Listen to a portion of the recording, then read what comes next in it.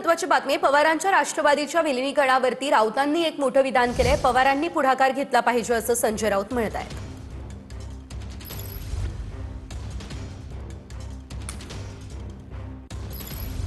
15 August कदाचित deadline नाही, पण त्या कार्यकाळात हे विलीनीकरण होऊ शकतं हे मी काहीच सांगू शकत नाही। हा माझा विषय नाही। मी माझ्याकडली माहिती आणि माझं मत तुम्हाला दिलं। इथे प्रत्येक काँग्रेसमधून बाहेर पडलेल्या प्रत्येक पक्षाला स्वतंत्र मत आणि स्वतंत्र नेता आहे।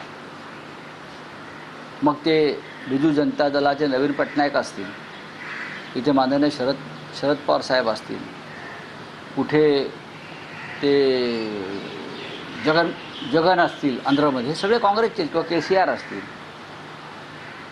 ममता बॅनर्जी असतील, हे सगळे काँग्रेसमधून बाहेर पडलेले आहेत। मी इतकंच म्हणालो, जर असं होणार असेल तर ज्येष्ठ नेते शरद पवार यांनी त्यात पुढाकार घेतला पाहिजे। ते महत्त्वाचे नेते आहेत, त्यांची विचारधारा ही जन्मतःच काँग्रेसपासून आहे। त्याने या सगळ्यासाठी पुढाकार घेऊन एक मजबूत राष्ट्रीय काँग्रेस पक्ष पुन्हा नव्यानं उभा केला तर आमच्यासारखे जे प्रादेशिक पक्ष आहेत त्यांनाही बळ मिळेल। काँग्रेस पक्ष अधिक मजबूतीनं समोर आला पाहिजे।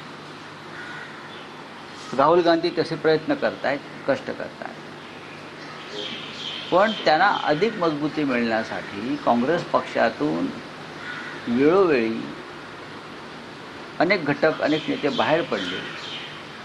त्यांनी पुन्हा एकत्र येऊन मूळ काँग्रेस मजबूत करावी ही भूमिका मी मांडली।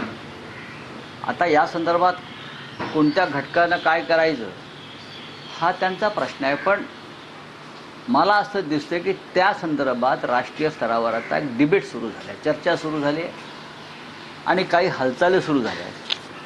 त्याचं स्वागत केलं पाहिजे।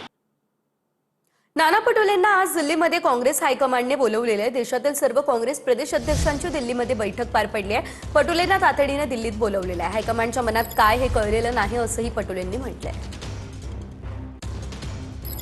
दिल्ली माझं एक मीटिंग होती पार्लमेंटमध्ये एका डिपार्टमेंटची, त्यासाठी मी चाललेलो आहो आणि त्याच्यासाठी मी चाललो आहे। आणि पण एवढा मोठा गाजावाजा कशासाठी होतं तेच मला काही